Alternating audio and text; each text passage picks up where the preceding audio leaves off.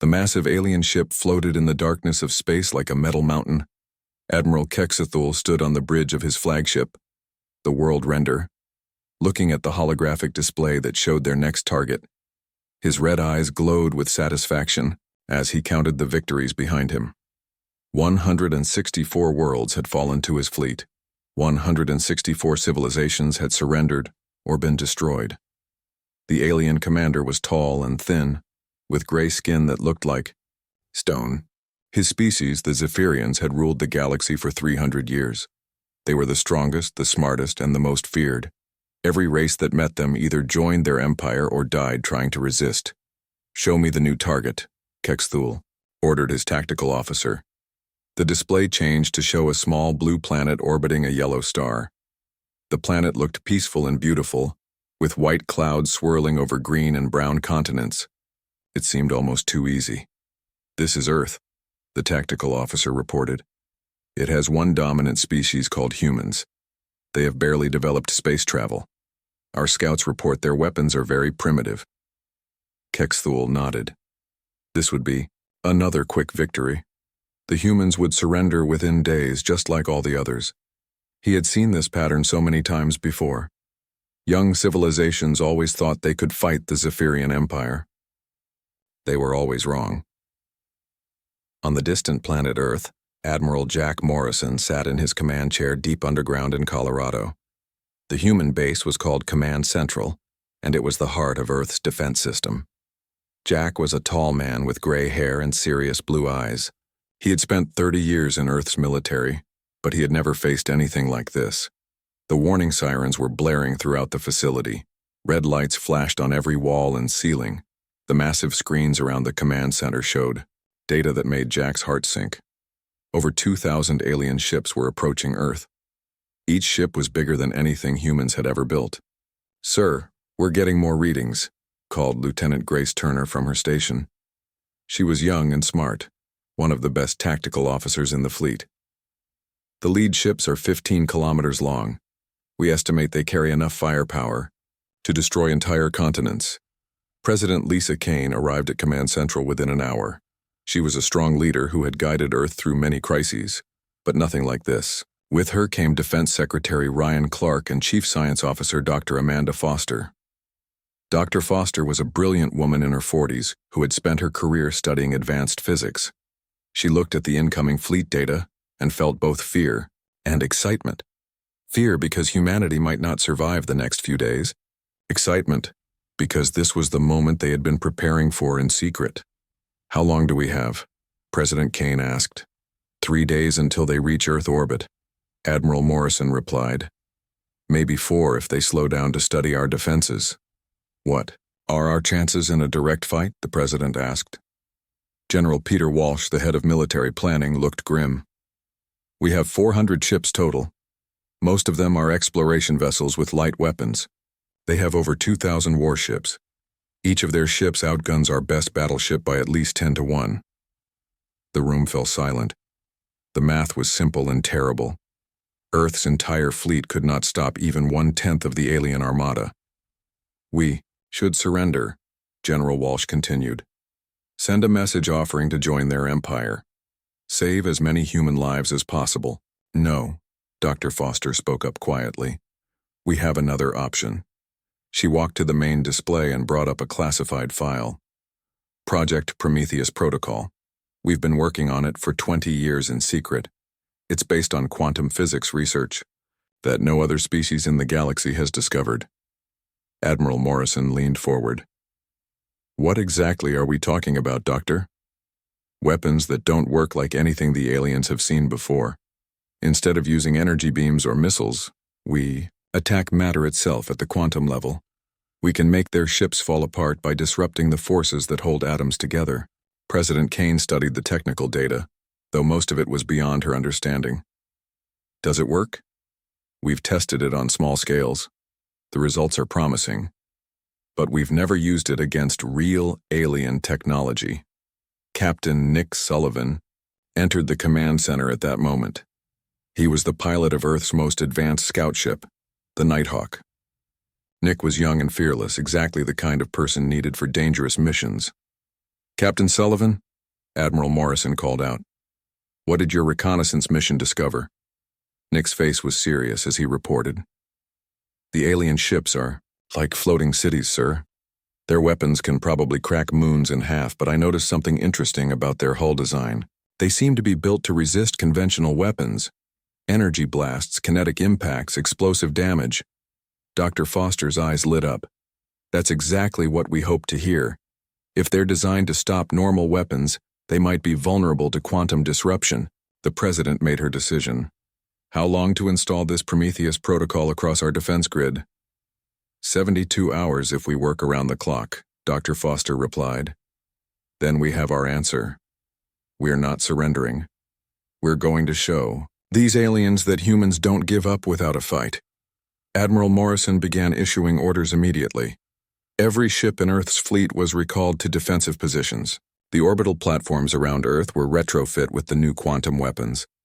The moon base received emergency supplies to prepare for siege. Dr. Benjamin Carter and Dr. Michelle Torres, two of Dr. Foster's top scientists, coordinated the installation. Work.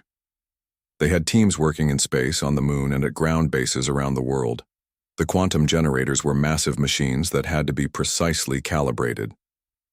Lieutenant Grace Turner worked with Captain Sullivan to analyze the alien fleet's approach pattern. They needed to understand exactly how the enemy would attack so Earth's defenses could be positioned correctly. As the alien fleet came closer, more details became clear. The ships were beautiful in a terrifying way, with smooth curves and flowing lines that hid incredible destructive power. They moved in perfect formation, like a school of deadly fish swimming through space. On the world render, Admiral Kexthul was already planning the victory celebration. Earth would become world number 165 in the Zephyrian Empire. The humans would serve as workers and soldiers just like all the other conquered species. But deep in the Colorado Mountains, President Kane was making final preparations for humanity's greatest gamble. Earth had one chance to survive. They had to make it count. The Zephyrian fleet crossed into the outer edge of the solar system like a wave of destruction. Admiral Kexthul stood on his bridge watching the tactical display as his ships moved past the dead worlds of Pluto and Neptune. Everything was going according to the standard conquest plan that had worked 164 times before. On Earth, the final preparations were happening at incredible speed. Dr. Amanda Foster had not slept in 2 days as she supervised the installation of quantum generators across the planet. Her teams worked in shifts around the clock, mounting the strange new weapons on orbital platforms, moon bases, and hidden ground stations. The quantum phase technology was humanity's greatest scientific achievement. Unlike normal weapons that threw rocks or shot energy beams, these devices attacked the invisible forces that held matter together. Every atom in the universe was kept stable by quantum forces. If those forces were disrupted in the right way, solid metal could simply fall apart into nothing. Dr. Benjamin Carter was working on the main generator in the Rocky Mountains. The machine was the size of a building, filled with complex equipment that hummed with dangerous energy. The quantum field is stabilizing, he reported to Dr. Foster. We're getting readings that match the theoretical models. Dr. Michelle Torres was at the lunar installation, making final adjustments to the moon-based weapons. She could see Earth, in the distance looking small and fragile against the black of space. Lunar array is online, she transmitted. All generators are showing green across the board. Captain Nick Sullivan took his scout ship Nighthawk on one more dangerous mission into the outer solar system. He needed to get close enough to the alien fleet to scan their technology with Earth's new quantum sensors. Lieutenant Grace Turner worked at the tactical station while Ensign Kevin Hayes managed navigation. Take us in close to that destroyer, Nick ordered. We need detailed scans of their hull composition. The Nighthawk was Earth's most advanced stealth ship, but it was still tiny compared to the alien vessels. Grace watched her sensors carefully as they approached a Zephyrian destroyer that was only 2 kilometers long. Only 2 kilometers, but still 5 times bigger than Earth's largest battleship. I'm reading some kind of crystalline metal in their hull, Grace reported. It's incredibly strong, but the molecular structure has a regular pattern. If Dr. Foster is right that regular pattern might be vulnerable to quantum disruption, Ensign Hayes kept the ship hidden in the shadow of an asteroid as they gathered data. The information they collected would determine whether Earth's secret weapon would work or fail completely. Back on Earth, Admiral Jack Morrison coordinated the defense from multiple command centers. He had spread his forces across the solar system to make sure the aliens couldn't destroy Earth's command structure with one attack. Colonel Sarah Martinez commanded the orbital platforms directly above Earth. Commander Tony Rodriguez managed the lunar defense stations. The plan was complex and dangerous. Earth's ships would pretend to fight a conventional battle while the quantum weapons charged up in secret. The orbital platforms looked like normal defensive stations, but they were actually massive cannons that could tear apart matter at the atomic level. President Lisa Kane addressed the world one final time before the battle began. She spoke from a secure bunker beneath Washington, her voice carried to every nation on Earth. "My fellow humans," she began, "in a few hours we will face the greatest challenge in our species' history. An alien empire that has conquered 164 worlds is coming to conquer us. They expect us to surrender or die trying to resist them." She paused, looking directly into the camera. "They don't know humans very well. We have never surrendered to anyone. We have never stopped fighting for our freedom. Today, we show the galaxy what humanity is really made of." Around the world, people watched the sky and waited. In New York, families gathered on rooftops to see if they could spot the approaching alien ships. In London, the Royal Navy prepared for battle stations they might never reach. In Tokyo, children drew pictures of Earth's defenders fighting monsters from space. The Zephyrian fleet began its final approach to Earth. Admiral Kexthul was pleased with the formation his ships had achieved. The heavy cruisers would provide covering fire while the destroyers targeted military installations. The pattern had worked perfectly on every previous world. "Begin the standard surrender broadcast," Kexthul ordered. The alien message reached Earth in multiple languages, all with the same simple demand: surrender immediately and join the Zephyrian Empire. Resist and be destroyed. The aliens gave humanity exactly 1 hour to respond. President Kane's response was broadcast on every frequency that reached space. "This is President Lisa Kane of Earth. We have received your surrender demand. Our response is simple: no. If you want our world, you'll have to take it." Admiral Kexthul was not surprised. Young species always chose to fight at first. They learned the truth soon enough. He gave the order to begin orbital bombardment. Dr. Foster watched from her command bunker as energy readings spiked across her instruments. The alien attack was beginning, and now they would learn if 20 years of scientific research could save humanity. "All quantum generators are charged and ready," Dr. Carter reported. "Lunar Array is standing by," Dr. Torres transmitted from the moon. Captain Sullivan brought the Nighthawk back to Earth's defensive perimeter. "We have complete scans of their technology," he reported. "Their ships are built exactly like we hoped. Strong against normal weapons, but the quantum disruption should work." Admiral Morrison looked at his tactical display. Earth's 400 ships were in position, looking pitifully small against the alien armada. But hidden throughout the solar system, the quantum weapons were ready to spring humanity's trap. "Remember," he broadcast to all Earth forces, "we only get one chance at this. Make every shot count." The first alien energy beams lanced down toward Earth's surface, beginning the 165th conquest of the Zephyrian Empire. But this time, something completely unexpected was about to happen. The first wave of alien fire struck Earth's orbital defenses with devastating force.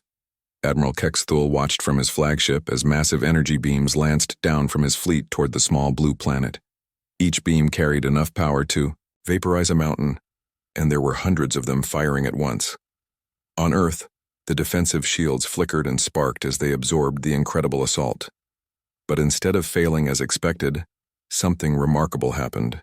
The shields began to glow brighter and brighter, as if the alien attacks were making them stronger rather than weaker. Dr. Amanda Foster monitored the quantum readings from her bunker deep beneath the Rocky Mountains. Her instruments were showing something that should have been impossible. The alien weapons were feeding energy directly into Earth's quantum generators, charging them far beyond their theoretical maximum capacity. "The resonance frequency is perfect," she reported to Admiral Morrison with excitement in her voice. "Their weapons operate on quantum principles that are compatible with our generators. Every shot they fire is making our weapons stronger." This was the trap humanity had spent 20 years preparing. The quantum phase weapons needed massive amounts of energy to function properly. Earth scientists had never been able to generate enough power for full-scale deployment. But the aliens were providing that power themselves, completely unaware that they were charging the very weapons that would destroy them. Captain Nick Sullivan led a squadron of Earth's fastest ships in a desperate attack against the alien fleet's left flank. His ship, the Nighthawk, darted between the massive enemy vessels like a mosquito attacking elephants. But mosquitoes with quantum phase weapons were far more dangerous than the aliens realized. "Target that cruiser's engine section, Lieutenant," Grace Turner called out from her tactical station. Her analysis of the alien ship designs had revealed critical weak points, where the quantum disruption would be most effective. The Nighthawk fired its first quantum phase torpedo at the Zephyrian cruiser. The weapon struck the alien ship's hull and seemed to disappear without causing any visible damage. For a moment, nothing happened. Then the cruiser began to shake. The quantum disruption spread through the ship's hull like an invisible fire, breaking apart the molecular bonds that held the metal together. Within seconds, a hole 10 meters wide opened in the side of the massive vessel. Atmosphere rushed out into space, carrying debris and alien crew members with it. "Direct hit," Grace reported with amazement. "The quantum torpedo is causing a cascade failure through their hull structure." On the world render, Admiral Kexthul stared at his tactical display in confusion. One of his heavy cruisers was reporting massive hull breaches, but his sensors showed no explosion or impact. The ship was simply falling apart for no reason his instruments could detect. "Report," he demanded from his tactical officer. "Unknown, Admiral. The cruiser reports being struck by some kind of projectile, but our sensors detected no incoming weapons fire. The hull is experiencing catastrophic structural failure." More Earth ships joined the attack, each one firing the strange new weapons that the alien sensors could barely detect. Captain Sullivan coordinated the assault while Commander Tony Rodriguez launched fighter squadrons from the lunar bases.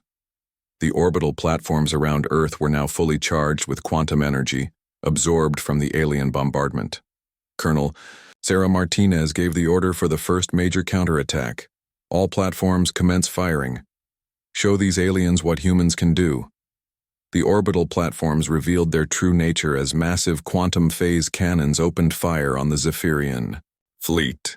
The weapons looked like streams of distorted space, bending light and causing visual distortions as they struck their targets. A Zephyrian destroyer, confident in its powerful shields and armor, took a direct hit from one of the orbital cannons. The quantum beam passed right through the ship's energy shields as if they didn't exist. When it struck the hull, the effect was spectacular.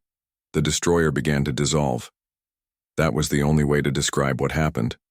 The mighty warship that had helped conquer dozens of worlds simply came apart at the atomic level. Pieces of hull plating drifted away like dust in a wind. Within minutes, there was nothing left but a cloud of scattered atoms. Admiral Kexthul felt something he had not experienced in 3 centuries of conquest: fear. His fleet was facing weapons that operated on principles completely unknown to Zephyrian science. Ships that had been invincible for hundreds of years were being destroyed by forces his sensors could barely detect. "Tactical retreat," he ordered. "Pull the fleet back to defensive formation." But Captain Sullivan's reconnaissance had mapped all the alien fleet's possible escape routes during his scouting missions. Admiral Morrison had positioned Earth's mobile forces to cut off those routes while the orbital platforms provided covering fire.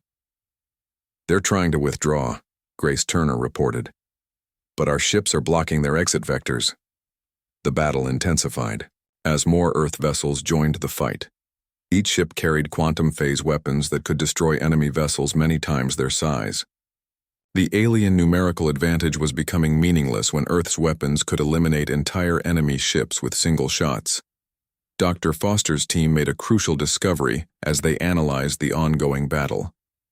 Dr. Benjamin Carter was monitoring quantum field fluctuations when he noticed something important about the alien power systems. "Amanda, look at this," he called out. The Zephyrian ships use quantum-stabilized power cores. If we can reverse the phase polarity of our weapons, we might be able to cause overloads in their entire fleet at once. Dr. Michelle Torres, working from the lunar station, confirmed the readings. The quantum signature is consistent across all their ships. They all use the same basic power technology. Dr. Foster realized what this meant. Instead of destroying the alien ships one by one, humanity could potentially eliminate the entire fleet simultaneously. But the risk was enormous. Reversing the quantum polarity would require channeling all of Earth's defensive power through the planetary generators at once. Admiral Morrison, she reported, "We can end this battle with one massive attack, but if it fails, Earth will be defenseless." Admiral Morrison looked at his tactical display. The alien fleet was trapped but still fighting. They had lost dozens of ships, but they still had over 1,000 vessels remaining. Earth's forces were performing better than anyone had dared hope, but the battle could still go either way. President Lisa Kane made the final decision from her secure bunker. "Do it, Doctor. End this now." The quantum generators around Earth began to hum with incredible power as Dr. Foster's team prepared for the ultimate gambit. Either humanity would win the greatest victory in their history, or they would be completely defenseless against alien revenge. Admiral Kexthul realized his fleet was trapped. The small human ships had somehow surrounded his massive armada, using tactics and weapons that made no sense according to everything the Zephyrian Empire knew about warfare. Ships that should have been destroyed by a single blast from his weapons were instead tearing his fleet apart with mysterious attacks that his sensors could barely detect. The alien commander stood on his bridge, watching tactical displays that showed disaster after disaster. Another heavy cruiser simply dissolved into atoms. A squadron of destroyers reported catastrophic power failures before going silent forever. The humans were using some kind of technology that attacked matter itself, making the strongest armor and shields useless. On Earth, Dr. Amanda Foster prepared for the most dangerous scientific experiment in human history. The quantum phase generators around the planet were linked together in a network that had never been tested at full power. If her calculations were correct, they could send a cascading quantum disruption through the entire alien fleet at once. If she was wrong, the feedback would overload every power system on Earth. All generators are synchronized, Dr. Benjamin Carter reported from the Rocky Mountain facility. The massive machines were humming with so much energy that the air itself seemed to vibrate. "Lunar array is ready for cascade initiation," Dr. Michelle Torres transmitted from the moon. She could see the alien fleet in the distance, their ships glowing from weapon fire and hull breaches. Captain Nick Sullivan coordinated the final phase of Earth's trap. His squadron of fast attack ships had forced the alien fleet into the exact position where the quantum cascade would be most effective. Lieutenant Grace Turner monitored the enemy formation, while Ensign Kevin Hayes calculated precise targeting coordinates. "All enemy vessels are within the target zone," Grace reported. "We have a clear field of fire for the orbital platforms." Admiral Jack Morrison faced the most important decision of his career. Earth's conventional forces had performed beyond all expectations, but they were still vastly outnumbered. The quantum cascade offered a chance to end the battle completely, but the risk was enormous. "Dr. Foster," he said over the communication link, "are you certain this will work?" Amanda looked at her instruments one more time. 20 years of research, thousands of hours of theoretical calculations, and the survival of human civilization all came down to this moment. "As certain as any scientist can be about something that's never been tried before, Admiral." President Lisa Kane gave the final authorization from her bunker beneath Washington. "All units, this is the President. Execute Operation Final Gambit. May God help us all." The quantum cascade began on Earth and spread outward toward the alien fleet at the speed of light. The effect was invisible to normal sensors, but Dr. Foster's instruments showed a wave of quantum disruption racing toward the trapped Zephyrian ships. Admiral Kexthul was trying to organize a fighting retreat when his ship's power systems began to fluctuate. Warning alarms sounded throughout the world render as quantum-stabilized reactors that had run smoothly for centuries suddenly became unstable. Engineering reports massive power fluctuations. His chief technical officer called out. All quantum cores are showing resonance cascade warnings. The alien admiral had no idea what a resonance cascade was, but it sounded dangerous. Can we compensate? Negative. The effect is spreading through our entire power grid. All ships in the fleet are reporting similar problems. On Earth, Colonel Sarah Martinez watched from her orbital platform as the quantum cascade reached the first alien ships. The effect was not visible as an explosion or energy beam. Instead, the enemy vessels simply began to come apart as their quantum-stabilized systems failed. A Zephyrian battleship that was 15 kilometers long and had conquered dozens of worlds started to break up from the inside. Its power cores overloaded and sent cascading failures through every system. Within minutes, the mighty warship was nothing but scattered debris drifting through space. Commander Tony Rodriguez reported from the lunar stations. Cascade effect is spreading through their entire fleet. Every ship with quantum-stabilized power is experiencing critical failures. Captain Sullivan's Nighthawk had a perfect view of the destruction. The alien fleet, which had seemed invincible just hours before, was disintegrating before their eyes. Ship after ship suffered complete power failure and structural collapse as the quantum cascade disrupted their most basic systems. Lieutenant Grace Turner could barely believe her sensor readings. Over 500 enemy vessels have been destroyed or disabled in the last 10 minutes. The cascade effect is accelerating as it spreads through their formation. The Zephyrian ships tried desperately to escape, but the quantum disruption was faster than their engines.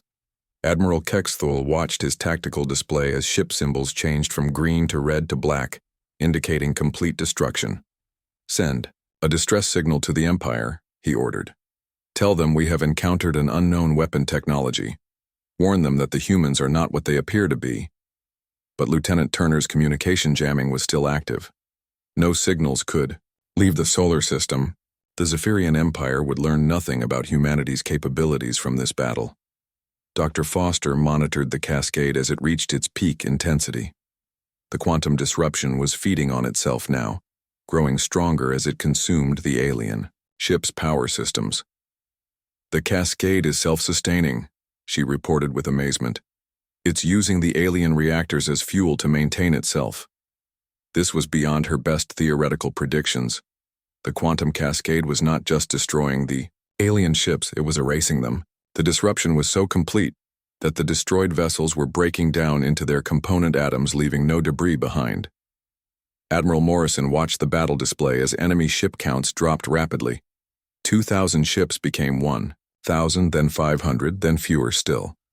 The greatest military force in galactic history was being eliminated by human science that most of the galaxy didn't even know was possible.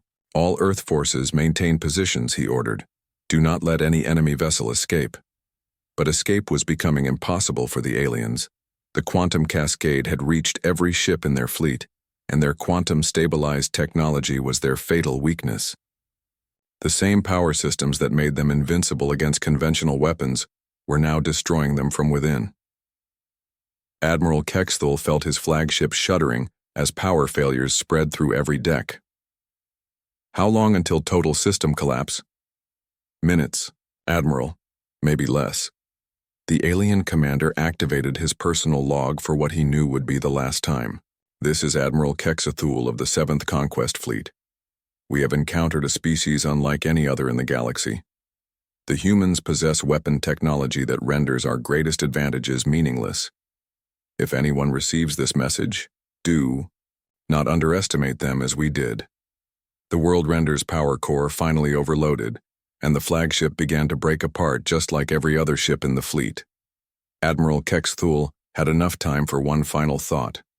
The Zephyrian Empire's 3-century winning streak was over.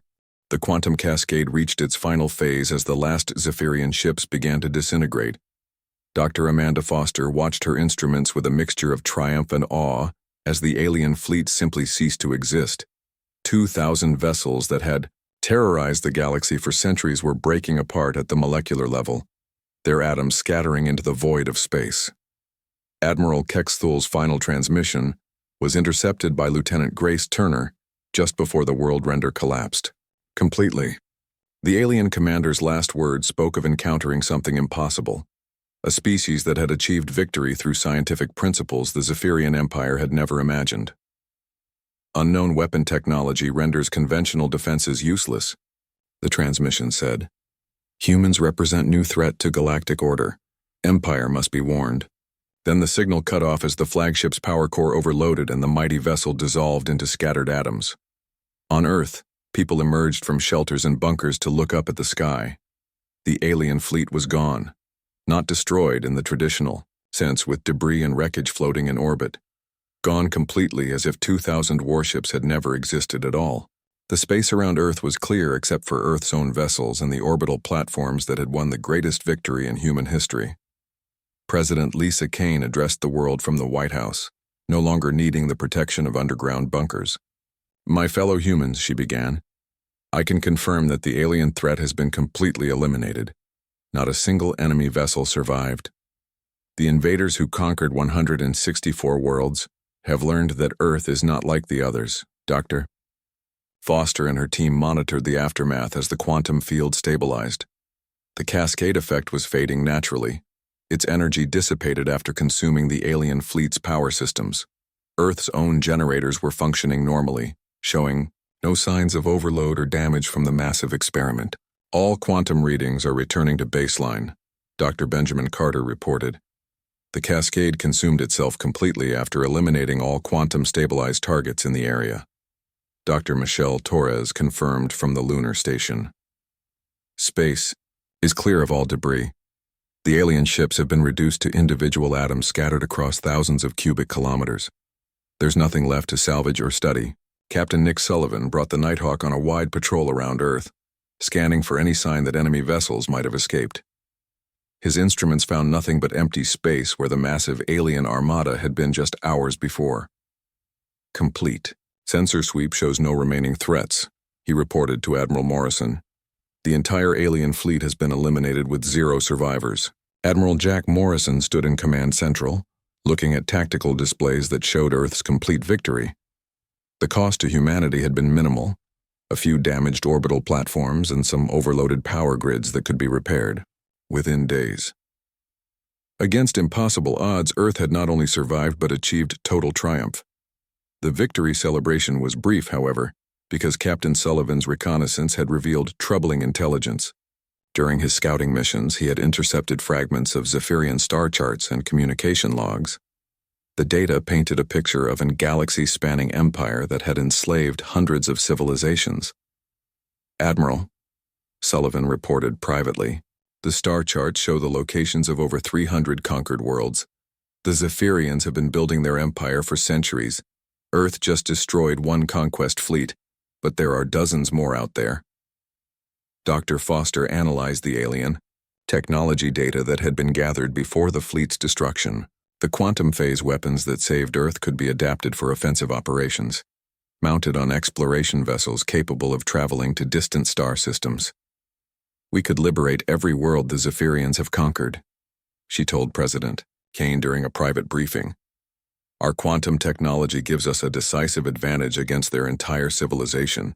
The president faced a decision that would reshape humanity's place in the galaxy. Earth could remain hidden, hoping the Zephyrian Empire would never send another fleet. Or they could take the fight to the oppressors and free the enslaved worlds. Commander Tony Rodriguez volunteered immediately. Give me a ship equipped with quantum weapons and I'll liberate every world on those star charts. Colonel Sarah Martinez agreed.